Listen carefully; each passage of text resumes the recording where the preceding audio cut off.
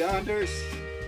I want to show you a little demonstration of our muzzle loaders, and I got a brand new muzzle loader I'm really stoked about. This is a reproduction of what's called a Frontier rifle, also known as a Kentucky long rifle or a Pennsylvania long rifle, a thunder stick, or a smoke pole. Anyway, this is again a reproduction from David Pederselli in Italy. They do a fine job. This sucker's 55 inches tall. It has a full stock, which I really love, as a rusted brown finish on a hexagon barrel. It's in a 50 cal, American walnut stock, brass furniture, a double trigger, so it has a set and then a hair trigger here. This gun is done in a percussion, okay, and they also offer this in a flintlock, which was, from around the 1600s and so, and then around 1815 to 1830s they changed the flint into percussion. It's a little more reliable.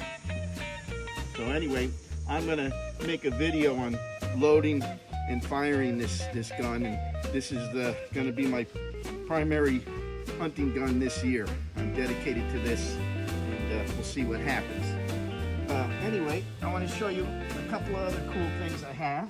You might remember some of these. So this here is a Connecticut Valley Arms Colt, and I was in high school when I built this gun. It was a kit, a lot of fun. And you load the gun. This has got a little built-in ramrod here, kind of cool. It's a little scary shooting.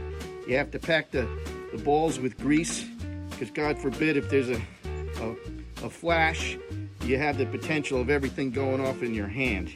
So I remember the first time shooting it, I was pretty nervous. After that, I got pretty good. I have one kill on it. I killed a snapping turtle in the water with it. Kind of cool. This here's some kind of neat things with muzzle loaders. You get to carry a big old knife. Kind of fun. I like the embroidery on this. Here's one of my favorite knives. Mastic steel. Awesome. This is the black powder. Cool looking old cloth sling. And you get cool things like this. This is a measurer. So you measure your powder before you pour it into your muzzle. And this sets how many grams of powder you'd like to use. This here is a capper, and that has a little number 11 percussion cap that you stick on the nipple of your lock, which is right here. And that would ignite the black powder to throw the projectile. And then with that said, what I like to use are the old round balls right here, also known as a pumpkin ball. And you put a cloth patch on the ball after your powder and use your ramrod, which I'll demonstrate later. Here's a couple of neat powder horns I really love. Here's another one. Pretty cool, pretty ornate. This is a 3-in-1 tool right here. It's essential to have. This helps start the ball into the muzzle, and this also helps push the ramrod down so you kind of protect your palm of your hand a little bit. This here is one of my favorite guns. Had a lot of fun with it. This is a Traditions, more like a Hawkins style. Has a hexagon barrel that turns around. Another percussion. And I've missed plenty of deer with this, but I've had a lot of fun with it. Then you get into a more modern style muzzle loader.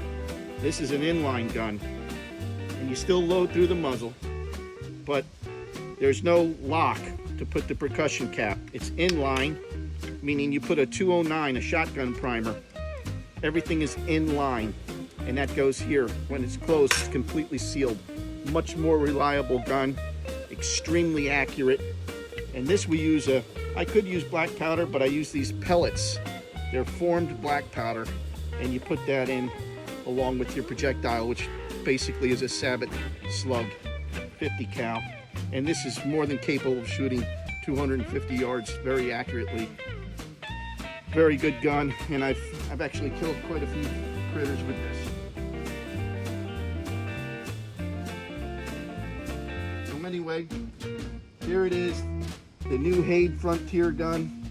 And my next video, I will demonstrate loading and firing.